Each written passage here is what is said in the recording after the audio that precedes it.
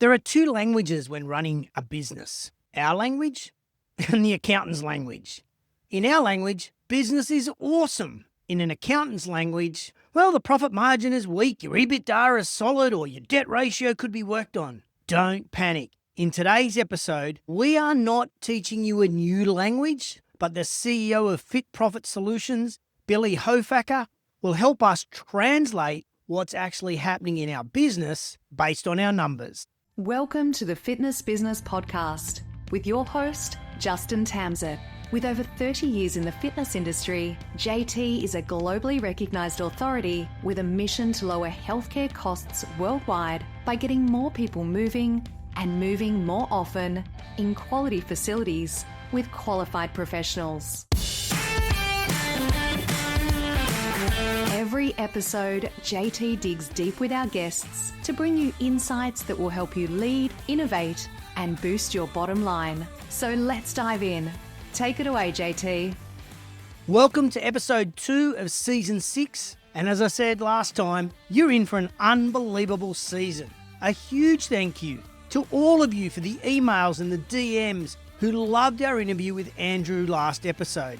Now, the general sentiment of the messages were we'd never considered High Rocks as a lead funnel for our business. Owners across the globe confirmed they were going to find out more about being a High Rocks training centre so they could be the practice field for athletes. If you missed that episode, do yourself a favour and listen to it.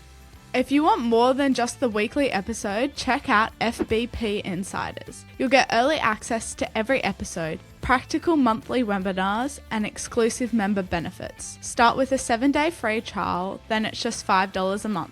Head to the link in the show notes and join today. Thanks, Zoe. Oh, and have you all said hello to Zoe on our socials yet? Please follow us on Insta or Facey or LinkedIn and give Zoe some love. She gets bonuses based on your engagement. Now, a super quick reminder, we do have our online events every month. And Kristen Everson, she's doing our online event next week, attracting, supporting, and retaining new exercises. So go to fitnessbusinesspodcast.com/online events to register for this one or any of our upcoming online events. Just a reminder for all our FBP insiders, your membership is not only about extra content, it's about extra return. Inside the member hub, you've got access to practical sessions, tools, and replay content that you can use yourself or you can share with your entire team to improve performance across the business. And if you're listening and you're not an insider yet, have a look at what's waiting for you as an FBP insider. When you have your car repossessed for not paying your loan, you pretty much hit close to rock bottom. Billy Hofacker is your fitness money coach. And he's been where many gym and studio owners have been and come out the other side. He now coaches fitness professionals and entrepreneurs to stop worrying about money by creating simple, repeatable systems that build profit, clarity, and freedom. And today, we chat about the numbers that drive your business. After this short break, we're going to hear from Billy.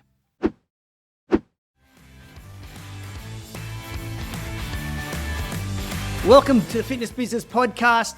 Can I ask you, just in 90 seconds, give us the elevator pitch on what Fit Profit Solutions actually does? Yeah, it's no secret that gym owners, they work really hard. The typical story is that they're up early, 4 o'clock, 4:30. They head to the gym, they're training clients all day. I used to sleep on the gym floor for 20 minutes. They're doing their marketing on the bathroom toilet, doing their social media posts or their DM follow-ups. And then they're back for, more time at night. And this is just grind. And oftentimes they don't have a lot to show for it. So what we do at Fit Profit Solutions is we help them to become more profitable. You've been doing this for many years now. What would be the number one biggest financial mistake you see gym owners making? The number one mistake gym owners make is very similar to what I did in my story. And that is, I have such a hard time with these only one, but it's such a broad answer. So maybe I can give you a broad answer than something a little bit more specific. It would be just not treating the business from a financial standpoint like it should. It should be treated like a professional, not an amateur. A professional handles their business well. They know their numbers. I was talking to a gym owner earlier today who was struggling just like many are.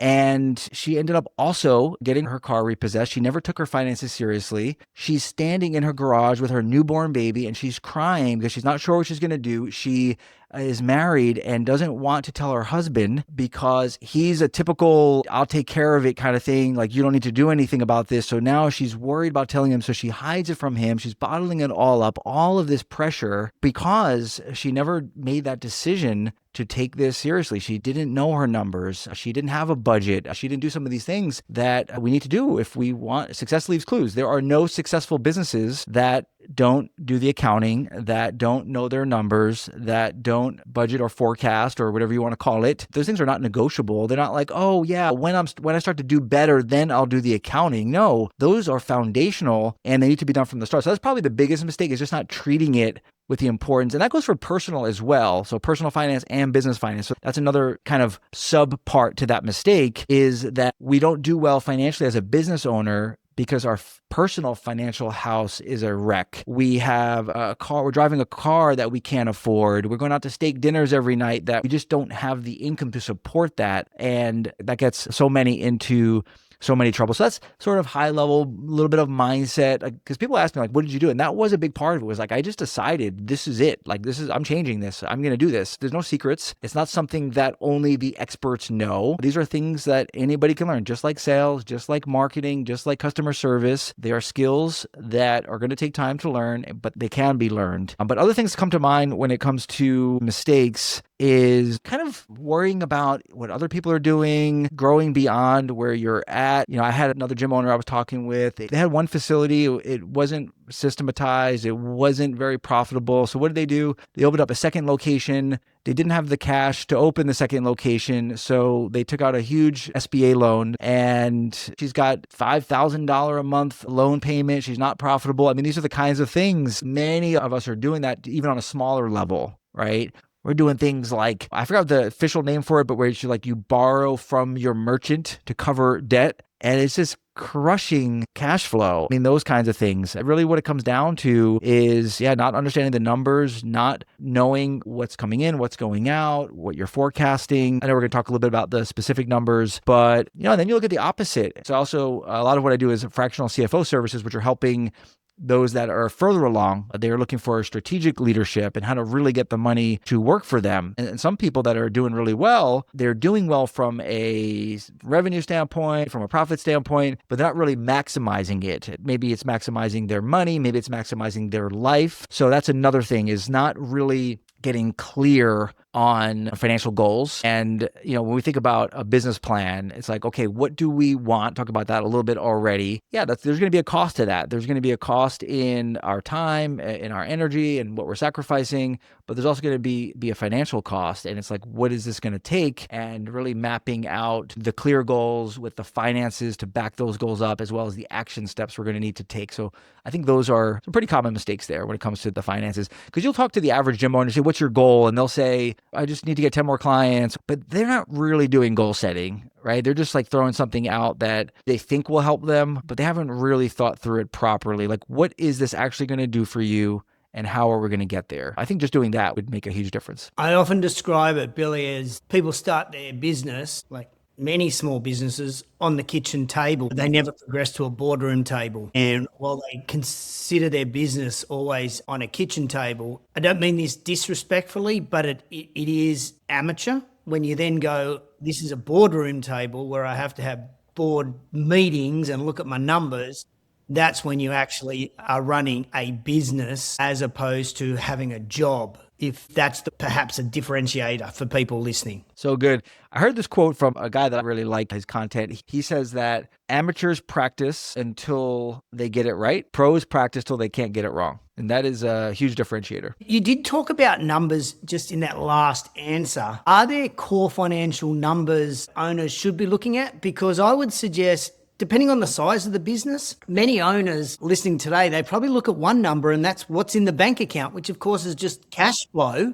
That's not necessarily profitability or anything to do with how the business is going. So what would be some core financial numbers that you think we should be looking at? I'd like to talk about these numbers and then really talk about why, because if we don't know why we're doing it, then we're probably not going to do it. What's so interesting to me about this stuff is a lot of the gurus or whoever it is out there on TikTok, they'll throw out these metrics, you need to follow, you need to do this. And I'm not saying it's all terrible, but what I find is this, I don't mean this in an arrogant way, but I could shoot holes in almost every one of those arguments because every number, it either can be skewed or it's not giving you the full picture. So if you tell me, hey, Billy, I have a business that's doing $7 million per year, that sounds really good, right? If you just told me that. But there's a whole bunch of other stuff that I would need to know to really find out how good that is. You might say, I'm at 80% profit margin. That sounds incredible, depending on the business, right? But I could argue that that could be very flawed. That's not showing you the full story. My point in saying this is that you're not getting the full picture when you just look at one number. That's why you can't just look at one number. And anytime you hear an expert say that you need to be at X, usually it's flawed because it really does depend on the business. When you look at, let's say, something like profit margin, that's a big one. It's easy to explain. Okay, you've heard this before, I'm sure. You need to be at 30% profit margin, but nobody's defining what that actually means. Profit margin, it's the percentage of your sales that is profit, right? So we know what that means, but it really depends how the business is set up. You're not always comparing apples to apples. So I'll give you an example. I have a $500,000 revenue business, and I pay myself $100,000, right? So maybe my profit margin is 10% after that or something like that. Or maybe it's 15%, right? Or I have a $500,000 business and I pay myself $30,000. Now I'm doing really well, right? Because my profit, because I just took $70,000 off of my expenses, which makes me $70,000 more profitable on paper. So my point in saying this is that we're not comparing apples to apples. So you have to take all of this in context. And yes, there are benchmarks, but it's very hard to compare different businesses, even different locations. Things are factored differently. So to get to the actual answer to the question, numbers that we want to look at, we definitely want to look at overall sales. Pretty straightforward. Well, when you say sales, do you mean sales income or actual units sold? I would say if we're really trying to distill this down to just a few numbers, we're going to start with total income. All of the things I'm going to mention probably have subcategories and things that you probably want to track, but I want to try to keep this high level, especially for people that aren't doing this stuff. Here's a question, just super basic, but as you're listening, think back. What were my total sales in March? What were my total sales for Q1? If you don't either know those numbers or can't find it very, very easily, like within a minute or so, then let's just start there, right? Because you really want to start with getting some of these basics. Pretty obvious why that's important, because there's essentially two levers for most businesses, and that is going to be making more money or spending less, right? That's going to be your two ways that you can increase profit. So that's your first one. With that, sometimes I'm going to leave this number out, but there's another number in business that's worth knowing, but I wouldn't put it in the core, let's say 4, and that would be gross profit. A gross profit would be your total sales minus your cost of goods. And in the gym business, it generally does not have a lot of cost of goods. For that reason, I don't think it's one of the most important numbers to track, but it could, depending on your business. I'll give you a quick example of how these numbers can be skewed. Was talking to a gym owner who was talking about how they dramatically increased their sales, right? Which is a great thing. But then when we dug in, we found that 80% of the increased sales was due to the cost of goods, which again, it sounds good that I made so much more sales, but none of that went in my pocket because that went to buy cost of goods. It went to buy merchandise. It went to buy nutritional products. Again, I can really fool you by telling you how much sales I have, right? So that's why be careful. I'll just throw that in there as a little side note because I don't know if you've been there, JT, where you'll see somebody else share something. And I have the unique privilege of really seeing under the hood of a lot of businesses. So you'll see somebody say, we cracked the 7-figure club. Awesome, right? And now you're looking at that and you're feeling like you're going to jump off a bridge because your business only did 400,000 or whatever it is, or 200,000 or whatever the number is. But then you kind of start peeling things back and you're like, yeah, but they have a $1.5 million loan at 10% interest.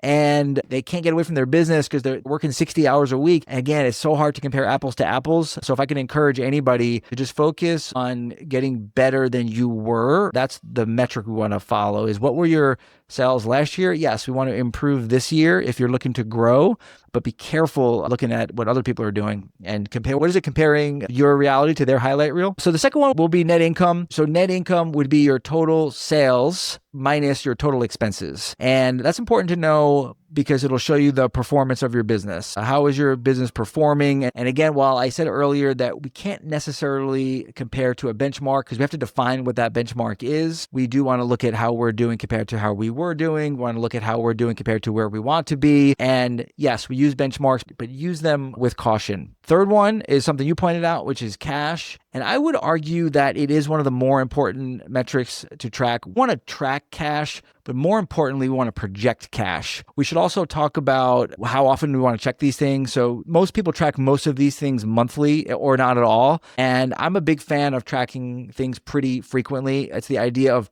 Pearson's Law. Pearson's Law says that, this is wild, by the way, if you could take this concept and embrace it, the thing you measure is the thing that improves. If you want your sales to improve, and it sounds like this like woo-woo kind of stuff, but if you do nothing but open a spreadsheet every single day when you close out for the day and you enter your total sales, I want you to enter that even if it's 0. I want you to see goose egg, goose egg, goose egg. I want you to get so frustrated that all you're seeing is goose eggs. And what that's going to do is going to motivate you because you don't want to keep doing that. What the problem is, what most people do is they stop tracking it and they maybe track it when things are going really well. I would say it's more important to track it when it's not going really well. Track your sales regularly. Weekly would be great, but if you really want to make this stuff move, track it daily. So we talked about sales, talked about net income, which is going to really show you the performance of the business. Again, we see businesses with high revenue numbers, but very little profit. I've had people that I've either talked to or worked with. I had one guy that was doing 7 figures in revenue and 0 profit. And now you tell me if that's a business you'd want to run. The third one is cash. We talked about knowing cash. How do you know your cash? You alluded to this already. You would check your bank balance. It's also going to be the number on your balance sheet. If your balance sheet is up to date, which it does need to be, then you are going to see the number there. There's the big financial statements. We talk about the profit and loss statement, which is also your income statement. That's going to show you your top line, how much sales you made, all of your expenses, fixed, variable, and then the bottom line is how much is profit. And then the cash balance will not be on your profit and loss, but it will be on your balance sheet. So you should be able to look at your March 2026 balance sheet and see your total cash balance for all your accounts. And it's really important to know that, but it's more important to project that. So what I want you to know, depending on how tight cash flow is, let's say your cash balance is $5,000 right now.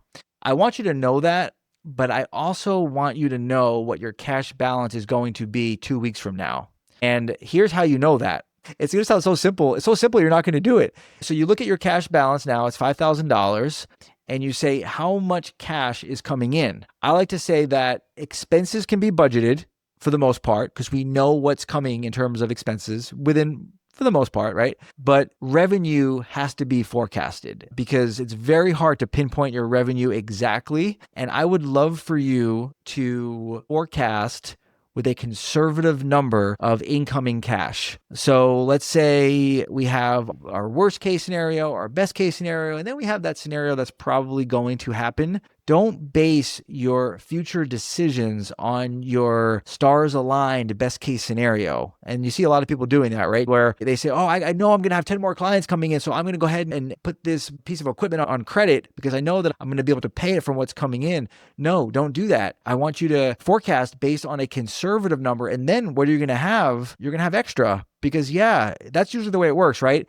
The guys and gals that end up with a lot of extra, a lot of times they're the ones that don't really need it. I don't know what that is. It's like a law, right? It's like when things are really tight, the emergencies are happening left and right, your tire goes flat, your kid gets sick, you got a leaky pipe all in the same day, right? But when you're flush with cash, it's like you don't even know what to do with it because things are just not that those things aren't happening. It's like those problems will find you when you're susceptible to them. So knowing your cash, but projecting your cash is what's coming in the next 2 weeks. That means hitting your bank, not Mrs. Jones telling you she's planning on signing up. It's the cash that's hitting your bank and the cash that's leaving your bank, which is a big one for people to understand, JT. Cash is not the same as profit. Cash coming in and out of your bank is totally different than what your income statement shows. I don't remember exactly how it works in Australia, but you may be pulling money out of the business for personal use. You may have a loan payment. You may have expenses on a credit card, so the cash is not leaving your bank yet. Keep in mind, those credit card expenses don't show up, depending on how your accounting's done, but generally speaking, the expenses show up when they happen in our type of business. And when the debt is paid, it is a balance sheet transaction. It's not a profit and loss transaction. I will say that if you have questions, ask them, because that's the best way for you to move forward with this stuff. These are things that most people don't know. So if you don't know them, you're in good company. So make sure that you find somebody trusted that can share with you and they can make you feel comfortable with those things. But I really want to get to this last one, if that's okay, because you asked for a few of these. This is one of my favorite ones. This metric is the thing to track that shows you how well the owner is doing financially through the business operations. And this isn't necessarily like an accounting metric. It's something that you'll have to track on your own. I'm going to call it a net owner economic benefit. I'm going to define that as anything that happens in the business that supports the owner from an economic standpoint directly. And what I mean by that is it could be profit from the business, because that's going to support the owner. It could be salary for the owner. It could be distributions for the owner, depending on how that's done. It could be, do you guys have like company-sponsored retirement plans that the owners could take advantage of? That's another good example, right? And we're talking about who's more profitable, right? And now you tell me you're X more profitable, and then I say, yeah, I dumped $50,000 into a retirement plan, and that was a business expense. So now my profit is much lower than yours, but I dumped $50,000 into a retirement account. It's going to serve me really well at some point, right? So that number doesn't show up on your P&L. It shows up in your P&L in a negative way. It's not showing up in your sales, right? It's showing up on your net owner economic benefit metric. So that's why I like to track that. So just to keep it simple, anything that benefits you financially as the owner through your business. I would say out of all the metrics, that is the one, if people are tracking it the same way, that does level the playing field a bit. A couple of thoughts, Billy. You talked about tracking numbers, and I really like the idea of putting in a spreadsheet of 0, 0, 0. I call that the oh shit moment. So 3 zeros for 3 consecutive days is, oh shit. But 3 days of putting in $1,000 every day is, oh shit. So yeah, I do think that tracking is really important. One question I've got for you, which it's an increasing discussion point in our industry. I'm not sure we actually know how to find this number. Profit margin on memberships, or profit margin on personal training is kind of easy, because we go, well, it's labor and a percentage of this and a percentage of that, therefore that's what it costs us, and we charge it out at that, so therefore our profit margin is X dollars or Y percent. I'm not sure most gyms know their profit margin on a membership. Have you any concepts of ideas on how someone could start to dive into what their profit margin is on a membership? Yeah, so let's run some sample numbers here. A membership, do you mean like an all-access gym membership or a training membership? No, let's do an all-access gym membership. Yeah, so what's a sample amount for that? Let's try to keep it round figures. We've got 1,000 members and they're paying $50 a month. So what's that, 50 grand? Yep, that's guaranteed. Listeners, I'm using air commas on that, because you're going to have some cancellations and you're going to have some people come in. Then you got to look at what your expenses are. Let's say our monthly expenses sit at, let's just say 40 grand. So in theory, we're making $10,000 profit. So the 40,000 was the expenses, right? So yeah, it would be the inverse of that. So 10,000 would be the profit, right? So 10,000 divided by 50,000, it would be, 20%. So 20% is your profit. Is that profit or is that profit margin? Profit margin. And do most business owners understand the difference between profit and profit margin? I would say probably not. Is it a relevant number for them? And then how would you define it? It is. If I were sort of like trying to level the playing field as much as possible, again, all of this has to be taken with a grain of salt, because there's always going to be different circumstances, different locations where things change. But I would say just like general ballparks, if you have a situation where the owner is paying themselves what's called a reasonable wage, and even that can be argued, right? What does that mean? For the sake of this conversation, we'll say that a reasonable wage is what you would have to pay to replace yourself, right? So let's call it 100 grand. What's the difference in money for us? Worry, Most people listening from America, so it works fine. Okay, perfect. All right, so let's just call it 100 grand, nice, easy number. But you might call it 80 grand. Yeah, if you're in a country area, the cost of living is much less, right? So this could be adjusted, right? But let's call it 100 grand. You're paying yourself 100 grand, and the business, after paying you, shows 10%, let's call it 10% in profit margin. I would say that's better than most, if I'm honest, from everything I'm seeing. Yeah, I would say if you're 0 to 5%, you are in sort of a danger zone, especially if you have other things happening like loans and debt and things like that. But obviously, to state the obvious, if you're at a loss, I guess that flag is as red as it gets, right? If you're losing money. But let's say you're 0 to 5%. I think you're in a danger zone. You really got to pay attention. You need to hire somebody. You need to figure out a different plan. You got to make sure you start turning this thing around, really looking at things. If you're between 5 and 10, you're paying yourself. You got a little bit extra. I don't want to be one of these guys that comes on a podcast and lives in a fake world. I mean, you're doing okay. I'll be honest. Is it the most profitable, valuable business in the world? No, but you're doing okay. If you're 10 to 15%, then I would say that's very healthy. If you're 15 or more, you might start looking at, what do I need to do to reinvest? Right? If your business is 20% profitable, everybody thinks it's so good to be profitable, but that all depends. It depends. What's the total numbers? This is coming full circle to your question. That's why the profit margin percentage and the profit number are both important, because the percentage shows you the percentage, right, relative to the whole.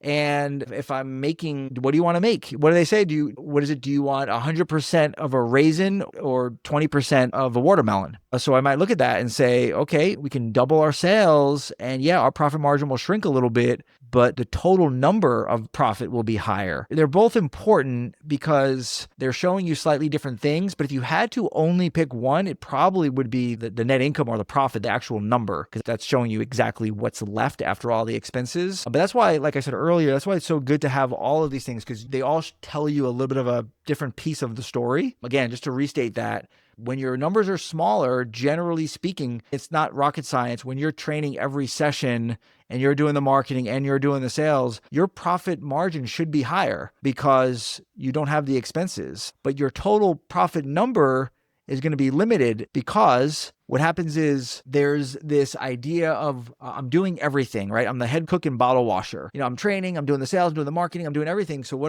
do? I do none of it really well. I start losing customers out of the bottom, and I can't do the most important thing that I need to do every day, which is to make a sale. So now I start looking at this and I say, okay, my profit margin is really high, but my profit number isn't high enough. So I am going to intentionally lower my profit margin. I'm going to hire a coach because, let's face it, it's like one of the easiest things to hire, right? We can create systems, we can create training, we can get somebody in there doing a good job, sometimes better than us, and gradually pull ourselves off the floor. And we get to the point where we're training less than 10 hours. That's why I talked about those percentages about, 10, 15%. When you're at 15%, you might want to intentionally lower that temporarily, right? So let's say I'm at 15% profit margin, and I say, you know what? I'm going to lower it to 10 or even 8. Because I'm going to bring in a trainer, pay him or her 20 hours. Now I'm going to free my time up and I'm going to crush the sales because I'm laser focused. Then over time, what happens? It starts going the other way. Now I start becoming more and more profitable. The margin increases, the number increases, and then maybe I do it again. But the problem is most people do those things without the data.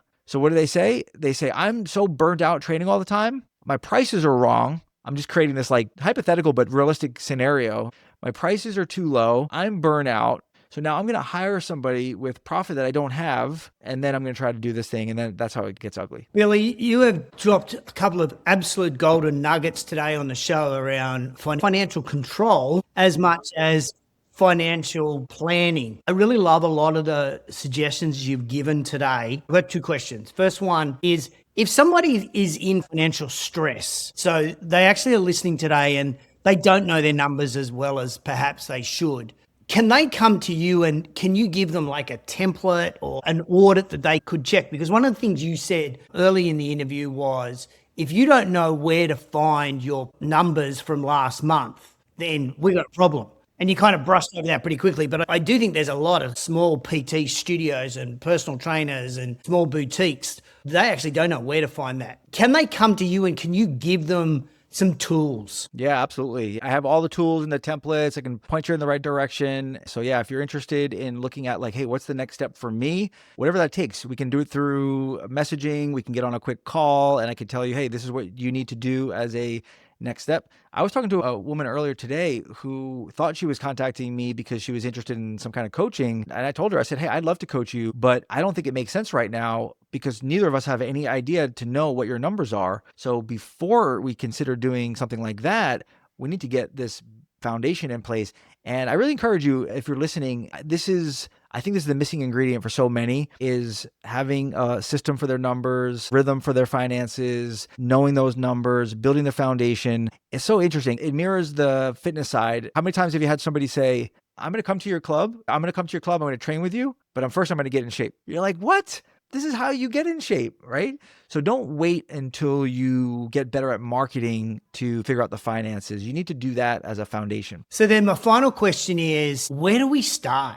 Like, where on earth do we start? It could be a big box gym owner listening today, or it could be a small box owner listening today. It could actually be a manager who is kind of got some skin in the game. Where do they start with this financial learning and financial planning and financial management? All right. It really depends on where people are at. So that's the answer people hate to hear. What's the number one thing? Well, it depends. And it's true. It does depend on where you're at. But I want to give something that I think will help a lot of people. I have to look at this in percentages, right? 100 people are listening. This can help a good chunk of them. And then maybe I'll squeeze in a couple of bonus points if that's okay. But the one thing they can do is look at your business. I have templates for this. So if you want, just reach out to me and I'll give you something, no problem. But open up the spreadsheet, this empowering tool that I have, right? And what you're going to do is you're going to lay out what it is that you need to pay for in your business, right? So you're looking at what is your rent, what is possibly payroll if you have a team. You're looking at both your fixed costs. Those are the things that are the same every month, like mostly your utilities and certain expenses like subscriptions. You're looking at the variable expenses. Those are the ones that generally go up or down based on business volume. It might be like a marketing spend, or if you're paying for meta ads or something like that, that might depend on your business volume. So you're looking at all those things. Included in that list is you are going to put your pay in that list, because most gym owners do it backwards. They say, I'm going to pay myself when this happens. But when does that time come? Here's the thing. You can decide right now that you're going to start being a professional. Here's the bomb. A business that doesn't pay the owner consistently is sick. It is a diseased business. Nobody's going to buy it. You don't even have a job. You need to fix this. It's not going to go away on its own. So what you're going to do is you're going to include your pay. You don't have to include like your ideal salary to live your dream life, but I need you to have something on there because your pay is as important or more important than every other thing on there. I get it. You have to pay your rent, but you also have to pay yourself. Why are you not paying yourself? Why do you have anybody else on payroll, but you're not paying yourself? Are you less important than them? Obviously you're not. And even if you think you are,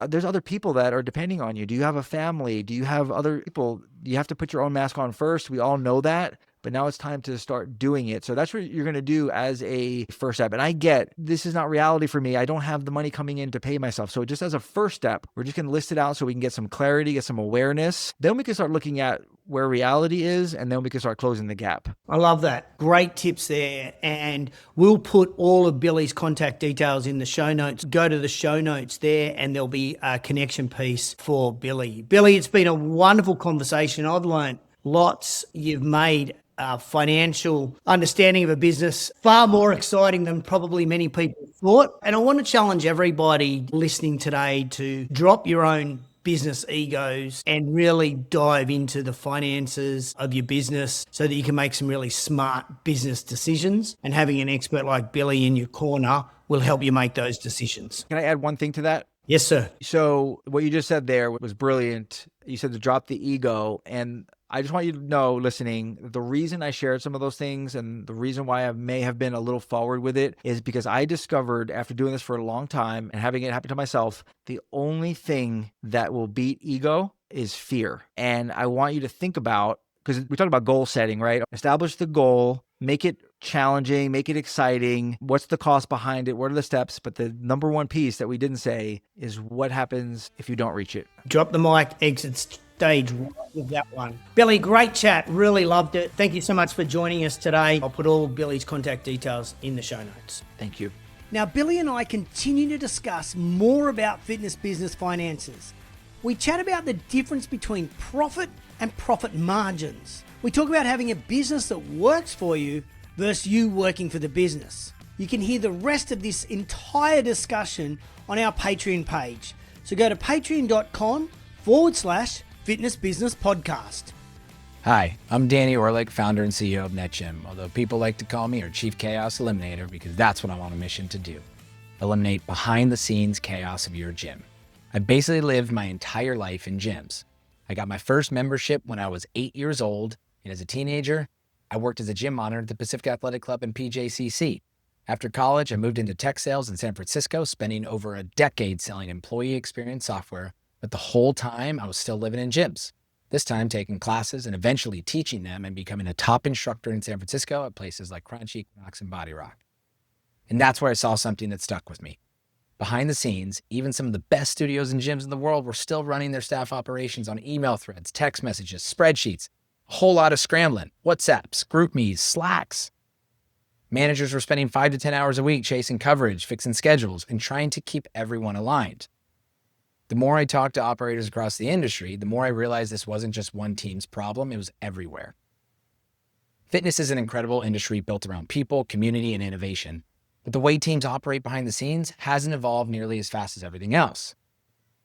That's why we believe staff operations are actually the hidden and often missed growth lever in fitness.